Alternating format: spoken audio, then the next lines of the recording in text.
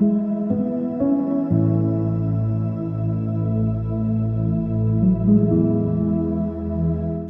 ಕ್ರಿಸ್ತನಲ್ಲಿ ಪ್ರೀತಿಯುಳ್ಳ ದೇವಜನರೇ, ನಿಮ್ಮೆಲ್ಲರನ್ನ ಈ ಪರಿಶುದ್ಧ ಬೆಳಗಿನ ಜಾವದಲ್ಲಿ ತುಂಬ ಹೃದಯದಿಂದ ವಂದಿಸುವವನಾಗಿದ್ದಾನೆ. ಕರ್ತನ ಈ ಕೃಪೆ ದಿವಸವನ್ನ ನಾವು ಆತನ ಮಹಿಮೆಗಾಗಿ ಕಳೆಯುವುದಕ್ಕಾಗಿ ಮಾನಸಾಂತರದ ಜೀವಿತ ಶಿಷ್ಯನಿಗೆ ಅಗತ್ಯ ಎಂಬುದನ್ನು ನಾವು ನೋಡ್ತಾ ಇದ್ದೇವೆ. ಒಬ್ಬ ಶಿಷ್ಯ ಆತನು ಮಾನಸಾಂತರದಲ್ಲಿ ಇರುವವನಾಗಿದ್ರೆ ಆತನಲ್ಲಿ ಅತಿ ಪ್ರಾಮುಖ್ಯವಾಗಿ ಆತನಿಗೆ ಸೈತಾನನಿಗೆ ಸಂಬಂಧಪಟ್ಟ ಯಾವ ಸಂಗತಿಗಳು ಆತನಲ್ಲಿ ನೆಲೆಯಾಗಿರಬಾರದು. ಸೈತಾನಿಗೆ ಸಂಬಂಧಪಟ್ಟಿರುವಂಥ ವಿಷಯಗಳು ಆತನಲ್ಲಿ ನೆಲೆಯಾಗಿದ್ರೆ ಅವನು ಎಂದಿಗೂ ಮಾನಸಾಂತರದಲ್ಲಿ ಇಲ್ಲ ಎಂಬುದಾಗಿ ನಾವು ನೋಡ್ಕೊಳ್ತೇವೆ. ನಾವು ಥೆಸ್ಸಲೋನಿಕದವ್ರಿಗೆ ಪತ್ರಿಕೆಯನ್ನು ನೋಡುವಾಗ ಆ ಥೆಸ್ಸಲೋನಿಕ ಜನರು ಸುವಾರ್ತೆಯನ್ನ ಪೌಲನಿಂದ ಕೇಳಿದಾಗ ಅವರು ಸಂಪೂರ್ಣವಾಗಿ ಮಾರ್ಪಾಟ ಹೊಂದಿದ್ರು. ಮಾರ್ಪಾಟ ಹೊಂದಿದ್ದು ಮಾತ್ರವಲ್ಲ, ಅವರು ತಮ್ಮಲ್ಲಿರುವಂಥ ಎಲ್ಲ ರೀತಿಯ ತಪ್ಪಾದ ಬೋಧನೆಗಳನ್ನು ಅವರು ಬಿಟ್ಟವರಾಗಿ ಅವರು ಎಲ್ಲ ವಿಗ್ರಹಗಳನ್ನ ಬಿಟ್ಟು ದೇವರ ಕಡೆಗೆ ಮಾನಸಾಂತರಗೊಂಡ್ರು ಎಂಬುದಾಗಿ ನಾವು ನೋಡ್ಕೊಳ್ತೇವೆ. ಪ್ರೇಯರ್ ಅಂದ್ರೆ ಸೈತಾನನಿಗೆ ಸಂಬಂಧಪಟ್ಟ ಸಂಗತಿಗಳು, ಒಂದು ವೇಳೆ ಅದನ್ನ ಅಪೊಸ್ತಲ ಕೃತ್ಯ 19ನೇ ಅಧ್ಯಾಯದಲ್ಲಿ ಸಹ ನಾವು ಅದನ್ನು ನೋಡ್ಕೊಳ್ತೇವೆ. ಅಲ್ಲಿ ಅವರು ಸುವಾರ್ತೆಯನ್ನು ನಂಬಿದಾಗ, ಯೇಸುವನ ಕಡೆಗೆ ಬಂದಾಗ ಎಲ್ಲ ವಿಗ್ರಹಗಳನ್ನು ಬಿಟ್ಟರು. ಮಾಟ ಮಂತ್ರದ ಸಂಗತಿಗಳು, ಅನೇಕ ವಿಷಯಗಳಲ್ಲಿ ಅವರು ತಪ್ಪಾದ ವಿಷಯಗಳನ್ನೆಲ್ಲ ಬಿಟ್ಟವರಾಗಿ ಪರಿಶುದ್ಧತೆಗೆ ಹೆಚ್ಚಾದಂಥ ಒಂದು ಸಮಯವನ್ನು ಕೊಡುವುದಕ್ಕಾಗಿ ತಮ್ಮನ್ನು ಸಮರ್ಪಿಸಿಕೊಂಡ್ರು ಎಂಬುದಾಗಿ ನಾವು ನೋಡಿಕೊಳ್ತೇವೆ. ಅದಕ್ಕಾಗಿ ಮೊದಲನೇದಾಗಿ ನಾವು ತಿಳಿದುಕೊಳ್ಬೇಕಾಗಿದೆ ಏನಂದ್ರೆ, ನಮ್ಮಲ್ಲಿ ಮಾನಸಾಂತರದ ಜೀವಿತ ಬೇಕಾಗಿರುವುದಕ್ಕೆ ಮೂಲ ಕಾರಣ ನಾನು ಸೈತಾನನಿಗೆ ಸಂಬಂಧಪಟ್ಟವನಲ್ಲ, ನಾನು ದೇವರಿಗೆ ಸೈತಾನಿಗೆ ಸಂಬಂಧಪಟ್ಟದ್ದಾವುದೊಂದು ನನ್ನ ಕಡೆ ಬೇಡ ಅನ್ನುವಂಥ ತೀರ್ಮಾನವೇ ಅದು ಬಹಳ ಪ್ರಾಮುಖ್ಯವಾಗಿರುವುದು. ಸೆಕೆಂಡ್ಲಿ, ಬಹಳ ಪ್ರಾಮುಖ್ಯವಾಗಿ ನಾನು ಮಾನಸಾಂತರಗೊಂಡವನಾಗಿದ್ದೇನೆ ಎಂಬುದಾಗಿ ಅನ್ನುವಾಗ ದೇವರಿಗೆ ಭಯಪಡುವಂಥ ವ್ಯಕ್ತಿಯಾಗಿರ್ಬೇಕು, ಪಾಪವನ್ನ ದ್ವೇಷ ಮಾಡುವಂಥವನಾಗಿರ್ಬೇಕು. ನಾವು ಜ್ಞಾನೋಕ್ತಿ 8ನೇ ಅಧ್ಯಾಯದ 13ನೇ ವಚನದಲ್ಲಿ ಪಾಪವನ್ನ ಹಗೆ ಮಾಡುವಂಥವರು, ದೇವರಿಗೆ ಭಯಪಡುವಂಥವ್ರು ಎಂಬುದಾಗಿ ನಾವು ನೋಡ್ಕೋತೇವೆ.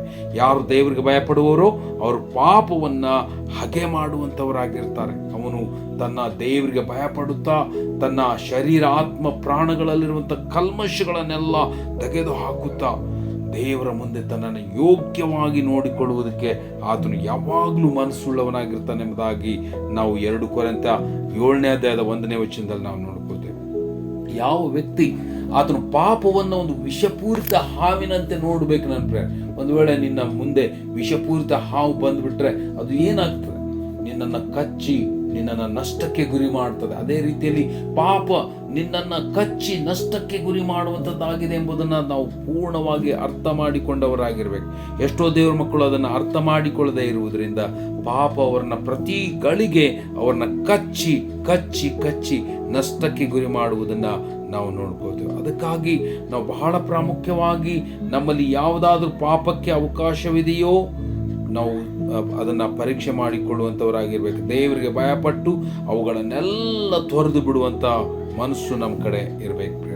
ಮೂರನೇದಾಗಿ, ನಮ್ಮಲ್ಲಿ ಯಾವುದಾದ್ರೂ ಆಶೆಗಳು, ಒಂದು ವೇಳೆ ಮುಖ್ಯವಾಗಿ ಹಣದ ಆಶೆ ಸಕಲ ವಿಧವಾದ ಕೆಟ್ಟತನಕ್ಕೆ ಮೂಲ ಎಂಬುದಾಗಿ ನಾವು 1 ಕೊರಿಂಥ 6ನೇ ಅಧ್ಯಾಯದ 9ನೇ ವಚನದಿಂದ ನಾವು ನೋಡಿಕೊಳ್ತೇವೆ. ಯಾವನಾದರೂ ಹಣವಂತನಾಗಿ ನಾನು ದೊಡ್ಡವನಾಗಿ ಕಂಡು ಬರಬೇಕನ್ನುವಂಥ ಈ ಆಶೆಯಿಂದ ತುಂಬಲ್ಪಟ್ಟವನಾಗಿದ್ರೆ ಅವನು ದುಷ್ಪ್ರೇರಣೆ ಎಂಬ ಉರುಳಿಗೆ ಸಿಕ್ಕಿಕೊಂಡು ತನ್ನನ್ನು ನಷ್ಟಕ್ಕೆ ಗುರಿ ಮಾಡಿಕೊಂಡವನಾಗಿರ್ತಾನೆ ಎಂಬುದಾಗಿ ಬರೆಯಲ್ಪಟ್ಟಿರುವುದನ್ನು ನಾವು ನೋಡ್ಕೋತೇವೆ. ಸೊ ನಾವು ಸಂಪೂರ್ಣವಾಗಿ ಈ ಲೋಕದಲ್ಲಿರುವಂಥ ಎಲ್ಲ ಅಸಹ್ಯವಾದ ಆಶೆಗಳನ್ನು ಬಿಟ್ಟವರಾಗಿ ನಾವು ಅಲ್ಲಿಯೇ 1 ಕೊರಿಂಥ 6ನೇ ಅಧ್ಯಾಯದ 11ನೇ ವಚನದಲ್ಲಿ ನಾವು ನೋಡಿಕೊಳ್ಳುವಂತೆ ನಾವು ಅನೇಕ ಪರಿಶುದ್ಧವಾದ ಸಂಗತಿಗಳನ್ನು ಸಂಪಾದನೆ ಮಾಡಬೇಕೆಂಬುದಾಗಿ ಅಲ್ಲಿ ಬರೆಯಲ್ಪಟ್ಟಿರುವುದನ್ನು ನಾವು ನೋಡ್ಕೋತೇವೆ. ಎಲ್ಲ ಈ ದೇವರ ಮನುಷ್ಯನೇ, ನೀನಾದರೂ ಇವುಗಳಿಗೆ ಅಂದರೆ ನೀನು ಹಣದಾಶೆ, ದುಷ್ಪ್ರೇರಣೆಗೆ ಅವಕಾಶ ಮಾಡುವಂಥ ಕೆಟ್ಟತನಗಳಿಗೆ ದೂರವಾಗಿದ್ದು ನೀತಿ, ಭಕ್ತಿ, ನಂಬಿಕೆ, ಪ್ರೀತಿ, ಸ್ಥಿರಚಿತ್ತ, ಸಾತ್ವಿಕತ ಇವುಗಳನ್ನು ಸಂಪಾದಿಸುವುದಕ್ಕೆ ಮನಸ್ಸು ಮಾಡು. ಇಂಥವುಗಳನ್ನು ಸಂಪಾದಿಸಬೇಕೆಂಬುದಾಗಿ ನಮಗೆ ದೇವರ ವಾಕ್ಯ ಕರೆ ಕೊಡುವುದನ್ನು ನಾವು ನೋಡ್ಕೋತೀವಿ. ಅದಕ್ಕಾಗಿ ನನ್ನ ಪ್ರಿಯ ದೇವಜನರೇ, ನಾನು ಮಾನಸಾಂತರದ ವ್ಯಕ್ತಿಯಾಗಿರುವಾಗ ಸೈತಾನಿಗೆ ಸಂಬಂಧಪಟ್ಟದೊಂದು ನನ್ನ ಕಡೆ ಇರಬಾರ್ದು, ಪಾಪಕ್ಕೆ ಸಂಬಂಧಪಟ್ಟ ಸಣ್ಣ ವಿಷಯಗಳು ಸಹ ನನ್ನ ಕಡೆ ಇರಬಾರ್ದು. ಲೋಕವನ್ನು ಪ್ರೀತಿಸುವಂಥ, ಹಣವನ್ನು ಪ್ರೀತಿಸುವಂಥ ಈ ಆಶೆಗಳು ನನ್ನಲ್ಲಿ ತುಂಬಿ ಹಾಕಲ್ಪಟ್ಟಿದ್ರೆ ನಾನು ಬಹಳಷ್ಟು ದೇವರಿಗೆ ದೂರವಾದವನಾಗಿರ್ತೇನೆ. ಇನ್ನೊಂದು ಬಹಳ ಪ್ರಾಮುಖ್ಯವಾದ ವಿಷಯ, ಮಾನಸಾಂತರದ ವ್ಯಕ್ತಿ ಆತನು ಕ್ಷಮೆ ಉಳ್ಳವನಾಗಿ ಇರಬೇಕೆಂಬುದಾಗಿ ದೇವರ ವಾಕ್ಯ ನಮಗೆ ಕರೆ ಕೊಡುವುದನ್ನು ನಾವು ನೋಡ್ಕೋತಿದ್ರೆ, ಆತನಲ್ಲಿ ಬಹಳ ಪ್ರಾಮುಖ್ಯವಾಗಿ ಬಲವಾದ ಕ್ಷಮಾಪಣೆಯ ಜೀವಿತ ಅವನ ಕಡೆ ಇರಬೇಕು. ಅದನ್ನು ಮತ್ತಾಯನ ಬರೆಸುವಾರ್ತೆ 6ನೇ ಅಧ್ಯಾಯದ 14 ಮತ್ತು 15ನೇ ವಚನದಲ್ಲಿ 12ನೇ ವಚನದಲ್ಲಿ ಸಹ ನಾವು ಹೇಳಲ್ಪಟ್ಟಿರುವುದನ್ನು ನಾವು ನೋಡ್ಕೋತೇವೆ. ಈ ಕಾರಣ ಆ ಒಂದು ಗುಣಗಳನ್ನು ನಾವು ಧರಿಸಿಕೊಂಡಾಗ ನಮ್ಮಲ್ಲಿ ನಿಜವಾದ ಮಾನಸಾಂತರ ಇರ್ತದೆ, ನಾವು ದೇವರಿಗೆ ಯೋಗ್ಯವಾಗಿ ಕಂಡು ಬರುವುದಕ್ಕೆ ಸಾಧ್ಯ. ಈ ಕಾರಣ ನಾವು ಆ ಮಾನಸಾಂತರಕ್ಕೆ ಬೇಕಾದಂಥ ಸದ್ಗುಣಗಳನ್ನು ಧರಿಸಿಕೊಂಡವರಾಗಿ ಕರ್ತನ ಮುಂದೆ ನಮ್ಮನ್ನು ತಗ್ಗಿಸಿಕೊಳ್ಳುವುದಕ್ಕೆ ಮನಸ್ಸು ಮಾಡೋಣ. ಆ ರೀತಿಯಲ್ಲಿ ಆಗುವಂಥ ಕರ್ತನ ನಿಮ್ಮನ್ನು ಆಶೀರ್ವದಿಸಲಿ. Thank you.